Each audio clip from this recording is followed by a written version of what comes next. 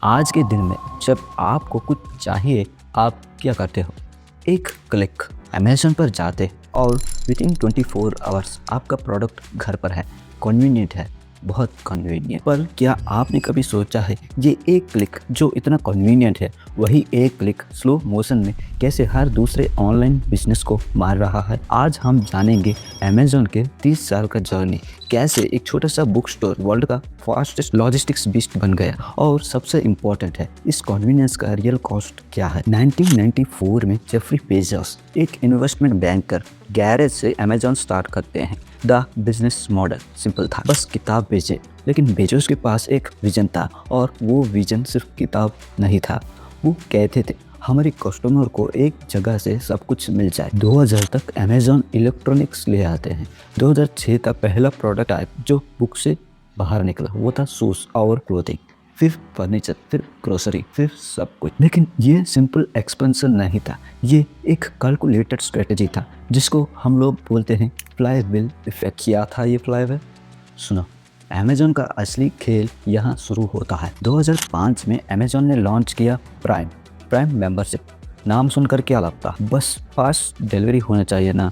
But नहीं, prime सिर्फ delivery नहीं था, प्राइम एक साइकोलॉजिकल ट्रैप था। जब आप प्राइम मेंबर बन जाते हो, ₹999 ए मंथ दे देते हो, तो आप सोचो, अरे ये तो इन्वेस्टमेंट हो गया, अब तो हर दिन ऑर्डर करना पड़ेगा ताकि 999 जस्टिफाई हो। डेटा दिखाता हूँ, prime members regular Amazon customer से 4 टाइम्स ज़्यादा ऑर्डर करते हैं। फॉर ज़्यादा ऑर्डर मतलब क्या? ज़्यादा डेटा। और ज़्यादा डेटा मतलब अमेज़न को पता चलता है कि आप क्या खाना पसंद करते हो, क्या कपड़े पहनते हो, किस बार सोना पसंद है आपको, सब कुछ। इस डेटा को यूज़ करके अमेज़न प्राइजेस इतनी कॉम्पिटिटिवली सेट करते हैं कि दूसरे रिटेलर्स बिल्कुल सर्वाइवल नहीं कर सकते। एग्जाम्पल, किसी को फिटबिट स्मार्ट वॉच चाहिए, अगर अमेज़न पर प्राइस है 5000, तो टारगेट में 8000 में मिलेगा। टारगेट में डिलीवरी भी नहीं होगा 2 दिन में, 7 से 10 दिन लग जाएंगे। फिर प्राइम मेंबर्स ऑब्वियसली अमेज़न से लेगा ना। ये साइकिल रिपीट होता है हर प्रोडक्ट के लिए, और जिस दिन साइकिल कंप्लीट होता है दूसरे बिजनेस बिल्कुल बंद होता। लेकिन कंपटीशन ख़त्म करना वो ऑब्वियस था, असली मैजिक था मार्केट प्लेस मॉडल में। 2000 के बाद अमेज़न का जो सेकंड बिगेस्ट रेवेन्यू सोर्स बना, वो था मार्केट प्लेस। तुम सोचो, मार्केट प्लेस तो अच्छा काम है ना, छोटे बिजनेसेस को प्लेटफॉर्म देते हैं, उन्हें क्रोर्स में कमा देते हैं। कौन से बड़े प्रॉब्लम हो सकते हैं? दोस्तों, यहाँ से शुरू होता है शेयर लॉकिंग का खेल। शेयर लॉकिंग मतलब क्या? इमेजिन करो, एक छोटा सा प्रोड्यूसर है मुंबई में जो eco friendly bamboo water bottles बनाता है, बहुत अच्छे बनाता है, यूनिक डिज़ाइन है, कार्बन न्यूट्रल मैन्युफैक्चरिंग, मार्जिन्स अच्छे हैं। ये प्रोड्यूसर अमेज़न पर अपने बॉटल्स बेचना शुरू करते हैं। महीने में 10,000 बॉटल्स बिक जाते हैं, टॉप सेलर बन गए। फिर क्या होता है? अमेज़न के डेटा एनालिटिक्स टीम ये देखता है ये बेम्बू बॉटल्स बहुत चल रहे हैं, डिमांड है क्लियर। फिर क्या करते हैं? एक दिन अमेज़न अपने बेम्बू बॉटल्स लॉन्च करते हैं, एकदम सेम डिज़ाइन, सेम क्वालिटी, लेकिन प्राइस 40% सस्ता। अब दूसरे सेलर क्या करेगा? हो गया बैंकरप्ट। अपने आईपी, अपनी डिज़ाइन, सब कुछ अमेज़न ने कॉपी कर दिया। हमने गिनती की 500 से ज़्यादा ऐसे केसेस हैं लास्ट 5 साल में जहां अमेज़न ने शेयर लॉकिंग की, और ये सिर्फ अनुमान है, एक्चुअल नंबर शायद डबल है। फिर आता है बाय बॉक्स का कॉन्स्पिरेसी। अमेज़न पर हर प्रोडक्ट के लिए एक बाय बॉक्स होता है, वो प्रोमिनेंट बटन जो बोलते हैं add to cart. Well obviously उस बटन पर क्लिक करते हैं। अब सुनो, सेम प्रोडक्ट 50 डिफरेंट सेलर्स बेचते हैं, तो कौन सा सेलर का इन्वेंट्री वो बाय बॉक्स में दिखेगा? अमेज़न बोलता है बेस्ट प्राइस और बेस्ट शिप और फास्टेस्ट शिपिंग वाला। बिल्कुल सच है, लेकिन अगर अमेज़न खुद अपना वर्जन है अमेज़न का, तो अमेज़न को पता है सब कस्टमर का बाइंग बिहेवियर, और अमेज़न अपने प्राइजेस इतने सेट करते हैं that no other seller can win the buy box. और अगर बाय बॉक्स नहीं है तो 95% सेल्स नहीं आएंगे। रिजल्ट, कॉम्पिटिटर्स का प्रोडक्ट मर जाते हैं शेल्फ पर। ये सिर्फ अनएथिकल नहीं है, ये स्ट्रेट ऑफ अनफेयर है। अगर किसी कस्टमर्स को सामान आइटम 50 सेलर से मिल सकता है, तो सबको फेयर चांस मिलना चाहिए ना। लेकिन अमेज़न अपने घर से डिसाइड कर रहा है कौन सा सेलर जीतेगा। अब आते हैं 2026 के रियलिटी पर। पिछले 2 सालों में जो हुआ वो हिस्ट्री पढ़ लेना पड़ेगा कॉमर्स का। यूएसए के एफटीसी ने फॉर्मली एक्यूज किया अमेजन को अनफेयर प्रैक्टिसेस के लिए। लिटिगेशन जो 2025 में शुरू हुई, जो अभी चल रही है, लेट 2026 तक फाइनल वर्डिक्ट आने वाला है। अगर अमेजन लूज करेगा तो कंपनी रिस्ट्रक्चरिंग पॉसिबिलिटी है। 2.5 बिलियन प्राइम स्टेटमेंट।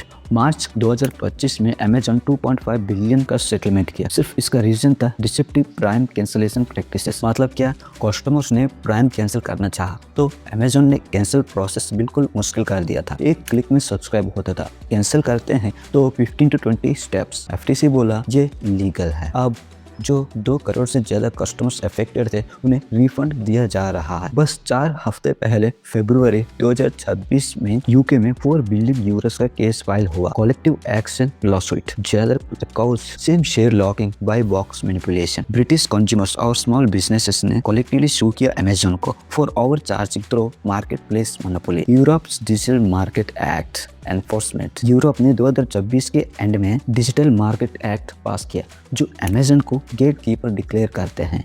गेटकीपर मतलब कंपनी जो इतना बड़ा है कि पूरा मार्केट को कंट्रोल कर सकता है। डीएम के रूल्स, अमेजन के थर्ड पार्टी सेलर्स को अलग डेटा देना पड़ेगा, बाय बॉक्स एल्गोरिथम को ट्रांसपेरेंट करना पड़ेगा, शेयर लॉकिंग प्रैक्टिसेस को एक्सप्लिसिटली बैन किया गया। ये सब रूल्स 2026 के स्टार्टिंग से इंप्लीमेंट हो रहे हैं। अमेजन को कंप्लाई करना पड़ेगा, नहीं तो बिलियंस का फाइन। एक्चुअली अमेजन ने ऑलरेडी 746 मिलियन यूरोस का फाइन पे किया 2024 में यूरोप को। और इसका ये मतलब अमेजन अब एडजस्ट करने के लिए प्रिपेयर है, क्योंकि जब सब गवर्नमेंट सेम तरफ से प्रेशर दे रही है तब रेजिस्टेंस करना मुश्किल होता है। ये कोइंसिडेंस नहीं है। 2025-26 में जो लिखा गया वो इंटायर अमेजन बिजनेस मॉडल को क्वेश्चन कर रहा है। तो आते हैं कंक्लूजन पर, क्या अमेजन एक मार्केट प्लेस है या एक मोनोपोली? आंसर तो अमेजन ने सक्सेसफुली एक मार्केट प्लेस बनाया, पर उसी मार्केट प्लेस को अपने मोनोपोली में कन्वर्ट किया। क्या ये मेरे लिए खराब है? नहीं, मेरे लिए कन्वीनियंस मैक्सिमम है।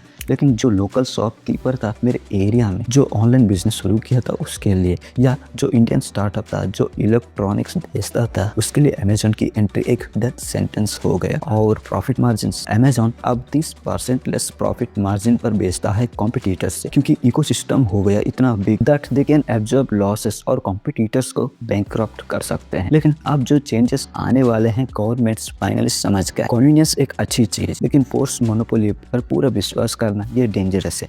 क्या होगा इसके बाद? अगर पीएम के रूल्स सच में इंप्लीमेंट होते हैं तो एफटीसी वर्सेस अमेजन के केस में एफटीसी जीत जाता है तो अमेजन को अपना बिजनेस मॉडल ही बदलना पड़ेगा। और जब बिजनेस मॉडल चेंज होता है तो खेल बदल जाता है। इंडिया में फ्लिपकार्ट, मीशो बड़े हो रहे हैं। गवर्नमेंट भी लोकल बिजनेसेस को प्रोटेक्ट करना चाहती है, तो मे बी फ्यूचर में ऑनलाइन शॉपिंग एक जेन्युइन मार्केट प्लेस रहेगी जहां सब सेलर्स को फ्री चांस मिले। पर फिलहाल अमेजन अभी भी कंट्रोल करती है, और जब तक रेगुलेशंस नहीं आएंगे कन्वीनियंस का रियल कॉस्ट यही रहेगा। एक बड़ा कंपनी जो सबको कंट्रोल करता है। अगर आपने अपना ऑनलाइन